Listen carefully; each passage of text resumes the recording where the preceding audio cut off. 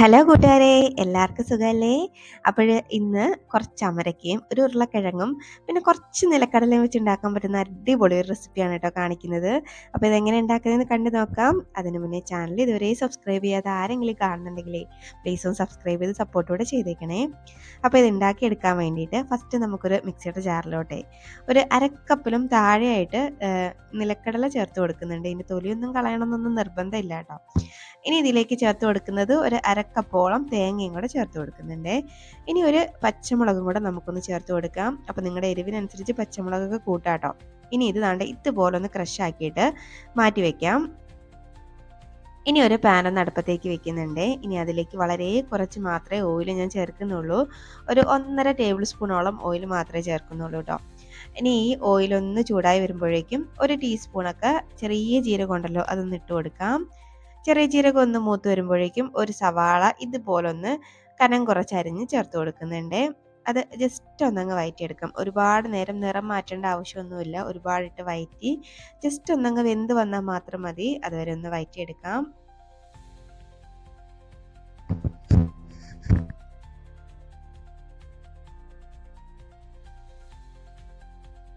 ഇപ്പോൾ ദാണ്ടെ നമ്മുടെ സവാളയൊക്കെ ഏകദേശം ഒന്ന് വെന്ത് വന്നിട്ടുണ്ട്. ആ ഒരു ഇതൊക്കെ ഒന്ന് ട്രാൻസ്പെറൻ്റ് ആയിട്ടൊക്കെ ഒന്ന് വന്നിട്ടുണ്ട്.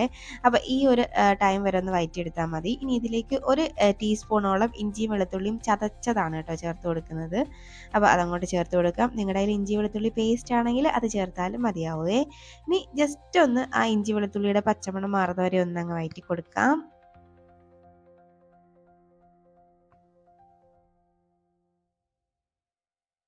ഇപ്പോൾ ദാണ്ട ഇഞ്ചിയും വെളുത്തുള്ളിയുടെ ഒക്കെ പച്ചമണമൊക്കെ ഒന്ന് മാറി വന്നിട്ടുണ്ട്. ഈ ഒരു സമയമാകുമ്പോഴേക്കുവേ ഇനി നമുക്ക് ഒരു തക്കാളിയും കൂടെ ചേർത്ത് കൊടുക്കുന്നുണ്ട്. അപ്പോൾ ഇത് ഒരു അത്യാവശ്യം ഒരു വലിയൊരു തക്കാളിയാണ് ഞാൻ എടുത്തേക്കുന്നത്. അത് അങ്ങനെ തന്നെ അരിഞ്ഞ് ചേർത്ത് കൊടുത്തേക്കാണ് കേട്ടോ.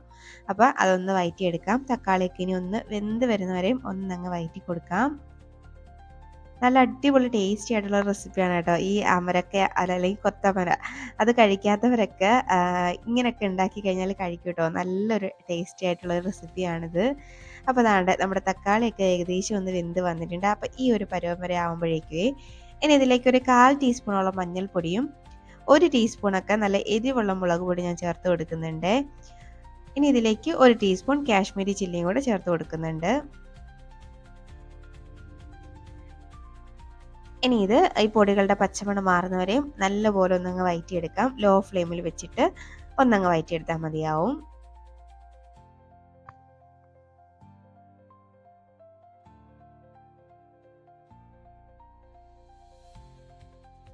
ഇപ്പോൾ ദാണ്ട പൊടികളുടെ പച്ചമണമൊക്കെ ഏകദേശം ഒന്ന് മാറി വന്നിട്ടുണ്ട്. അപ്പോൾ ഈ ഒരു സമയമാകുമ്പോഴേക്കുവേ നമ്മളിതിലേക്ക് ഒരു ഉരുളക്കിഴങ്ങ് എടുത്ത് അതിൻ്റെ തൊലിയൊക്കെ ഒന്ന് കളഞ്ഞ് ഇതുപോലെ അത്യാവശ്യം ചെറുതായിട്ട്, എന്നാൽ ഒരുപാട് അങ്ങ് വലുതായിട്ടും അല്ല, എന്നാൽ കുറച്ച് ചെറുതായിട്ട്, എന്നാൽ തീരെ ചെറുതായിട്ടും അല്ല, ഇതേപോലത്തെ ഷേപ്പിലൊന്ന് അരിഞ്ഞ് ചേർക്കുന്നുണ്ട്. ഇനി അതേപോലെ നമ്മുടെ കൊത്തമര ഉണ്ടല്ലോ അതും ഇതുപോലെ ചെറുതായിട്ട് അരിഞ്ഞൊന്ന് ചേർത്ത് കൊടുക്കുന്നുണ്ട്. വളരെ കുറച്ച് മാത്രമേ കൊത്തമരയൊക്കെ ഞാൻ എടുത്തിട്ടുള്ളൂ. ഇനി ഇത് എല്ലാം കൂടെ ഒന്നങ്ങ് മിക്സാക്കി എടുക്കാം. നമ്മുടെ ആ മസാലയും ഇതെല്ലാം കൂടെ ഒന്ന് യോജിപ്പിച്ചെടുക്കാം.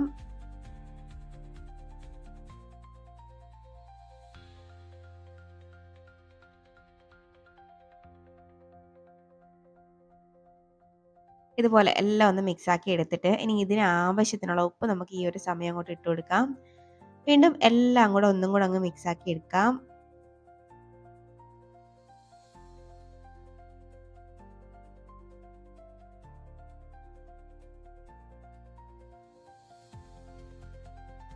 ഇപ്പോൾ ദാണ്ട ഞാൻ എല്ലാം ഒന്ന് മിക്സ് ആക്കിയിട്ടുണ്ട്. ഇനി ഇത് വേവാനും പാകത്തിന് കുറച്ച് വെള്ളം ചേർത്ത് കൊടുക്കേണ്ടതായിട്ടുണ്ട്. അപ്പോൾ ഒരല്പം വെള്ളം കൂടെ ചേർത്ത് കൊടുക്കാം. വെള്ളം കൂടെ ചേർത്തിട്ട് വീണ്ടും നല്ലപോലെ ഒന്നും കൂടെ അങ്ങ് മിക്സ് ആക്കി കൊടുക്കാം. മിക്സ് ആക്കിയിട്ട് ഇതൊന്ന് അടച്ച് വെച്ചിട്ട് ഒരു 6-7 മിനിറ്റ് ഒന്ന് വേവിച്ചെടുക്കണേ. അപ്പോഴേക്കും ഈ ഉരുളക്കിഴങ്ങൊക്കെ നല്ലപോലെ ഒന്ന് വെന്ത് കിട്ടും. അതുപോലെ നമ്മുടെ കൊത്തമരയും നല്ലപോലെ ഒന്ന് വെന്ത് കിട്ടണം. അപ്പോൾ നമുക്കിതൊന്ന് അടച്ച് വെക്കാം. അടച്ച് വെച്ചിട്ട് ഈ വെള്ളമൊക്കെ നല്ലപോലെ ഒന്ന് വറ്റി വരും, നല്ലപോലെ ഒന്ന് വെന്ത് വരും. അതുവരെയും ഒന്നങ്ങ് അടച്ച് വെച്ചേക്കാം. അപ്പോൾ ദാണ്ടെ ഒരു 7-8 മിനിറ്റ് ഒക്കെ കഴിഞ്ഞിട്ടുണ്ട്. നമുക്കൊന്ന് ഓപ്പൺ ആക്കാം. കണ്ടോ ആ വെള്ളമൊക്കെ നല്ലപോലെ ഒന്ന് വറ്റിയിട്ടുണ്ട്.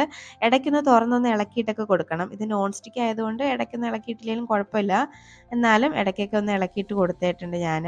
കണ്ടോ ആ ഉരുളക്കിഴങ്ങൊക്കെ ഒന്ന് ഞെക്കി നോക്കുമ്പോൾ രണ്ടായിട്ട് മുറിഞ്ഞ് വരുമ്പം വെന്തു എന്നാണ് കേട്ടോ. ഇനി ഈ ഒരു സമയമാകുമ്പോൾ നമ്മൾ പൊടിച്ച് വെച്ചേക്കുന്ന ആ മിക്സ് ഉണ്ടല്ലോ, കപ്പലണ്ടിയുടെയും പിന്നെ ആ തേങ്ങയുടെയും കൂടെ മിക്സ് അങ്ങോട്ട് ചേർത്ത് കൊടുക്കാം. ശരിക്കും പറഞ്ഞാൽ ഈ ഒരു ഐറ്റത്തിന് ഇത്രയും ടേസ്റ്റ് കൊടുക്കുന്നത് ലാസ്റ്റ് നമ്മൾ ചേർക്കുന്ന ഈ ഒരു മിക്സ് കൊണ്ടാണ് കേട്ടോ. നല്ലൊരു വെറൈറ്റി ടേസ്റ്റാണ്, ഒരു വ്യത്യസ്ത രീതിയിലുള്ള ടേസ്റ്റാണ്. നമുക്ക് കഴിച്ചാൽ ഒട്ടും മടുപ്പ് തോന്നില്ല കേട്ടോ. നല്ല പോലെ ഒന്ന് അങ്ങ് മിക്സാക്കി എടുക്കാം.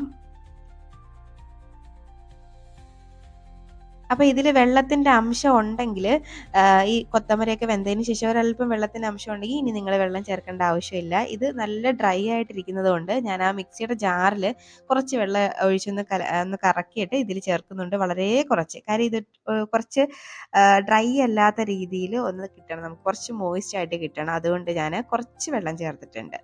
അപ്പോൾ ഇതുപോലെ ഒന്ന് വെള്ളം ചേർത്ത് വീണ്ടും ഒന്നും കൂടെ ഒന്ന് മിക്സാക്കി നമുക്ക് ഒന്നും കൂടെ ഇതൊന്ന് അടച്ചു വെച്ചിട്ട് വേവിച്ചെടുക്കാം. ആ കപ്പലണ്ടിയുടെയും ആ തേങ്ങയുടെ ഒക്കെ ആ ഒരു കൂട്ട് ഇതിനകത്തോട്ട് നല്ലപോലെ ഒന്ന് പിടിച്ചു വരട്ടെ. അപ്പോൾ അതിന് വേണ്ടിയിട്ട് ഒരു 2 മിനിറ്റ് ഒന്ന് അടച്ചു വെച്ചാൽ മതിയാവും. ഇപ്പോൾ ദാണ്ടെ 2 മിനിറ്റ് കഴിഞ്ഞിട്ടുണ്ട്. ഞാനിതിലേക്ക് ഒരല്പം കറിവേപ്പില ചേർത്ത് കൊടുക്കുന്നുണ്ട്. നേരത്തെ ചേർക്കാൻ വിട്ടുപോയതാണ് കേട്ടോ. അപ്പോൾ നിങ്ങൾ ആദ്യമേ ചേർത്ത് കൊടുത്താൽ മതിയാവും. അപ്പോൾ ഞാനതുകൊണ്ട് മറന്നുപോയതുകൊണ്ടാണ് ഇപ്പോൾ ചേർത്തത്. ഇനി വീണ്ടും ഒന്നങ്ങ് മിക്സാക്കി എടുത്തു കഴിഞ്ഞാൽ നല്ല അടിപൊളി ഒരു റെസിപ്പിയാണ് കേട്ടോ. നമുക്ക് ചോറിനോടൊക്കെ സൈഡായിട്ട് വെച്ച് കഴിക്കാൻ ബെസ്റ്റാണ്. ഇതിനോട് ചെറിയ എന്തെങ്കിലും ഒരു ഒഴിച്ചുകറി മാത്രം മതിയാവും ചോറ് കഴിക്കാൻ. ഇത് ചോറിൻ്റെ കൂടെ മാത്രമല്ല കേട്ടോ, ചപ്പാത്തിയുടെ കൂടെയൊക്കെ കഴിക്കാനും നല്ല ടേസ്റ്റിയാണ്, നല്ല ഹെൽത്തിയുമാണ്. നമ്മളിതിലേക്ക് വളരെ കുറച്ച് മാത്രമേ ഓയിലൊക്കെ ചേർത്തിട്ടുള്ളൂ. അപ്പോൾ നല്ല ഹെൽത്തി ആയിട്ടുള്ള ഐറ്റമാണ്. ഈ കൊത്തമരയൊക്കെ വെറുതെ എടുത്ത് കളയുന്നത് ഞാൻ കണ്ടിട്ടുണ്ട്. അങ്ങനെയുള്ളവർക്കൊക്കെ വളരെ കുറഞ്ഞ ഐറ്റംസ് മാത്രമേ ഉള്ളൂ, നമ്മുടെ വീട്ടിൽ സ്ഥിരം കാണുന്ന ഐറ്റംസ് മാത്രം വെച്ച് ഉണ്ടാക്കുന്ന ഒരു റെസിപ്പിയാണ്. നല്ല ടേസ്റ്റി ആയിട്ടുള്ള ഒരു ഐറ്റമാണ് കേട്ടോ. അപ്പോൾ ഇടയ്ക്കെങ്കിലും ഇങ്ങനെ ഉണ്ടാക്കി കഴിക്കണം, നല്ല ഹെൽത്തി ആയിട്ടുള്ള ഒരു ഐറ്റമാണ്. അപ്പോൾ ഉണ്ടാക്കി നോക്കിയിട്ട് അഭിപ്രായം പറയാൻ മറക്കരുത് കേട്ടോ. അതുപോലെ വീഡിയോ ഇഷ്ടമായാൽ ലൈക്ക് ചെയ്യാനും മറക്കരുത് കേട്ടോ. അപ്പോൾ ഇനി ഒരു റെസിപ്പിയുമായിട്ട് വീണ്ടും കാണാം. അതുവരേക്കും ബൈ. Thanks for watching.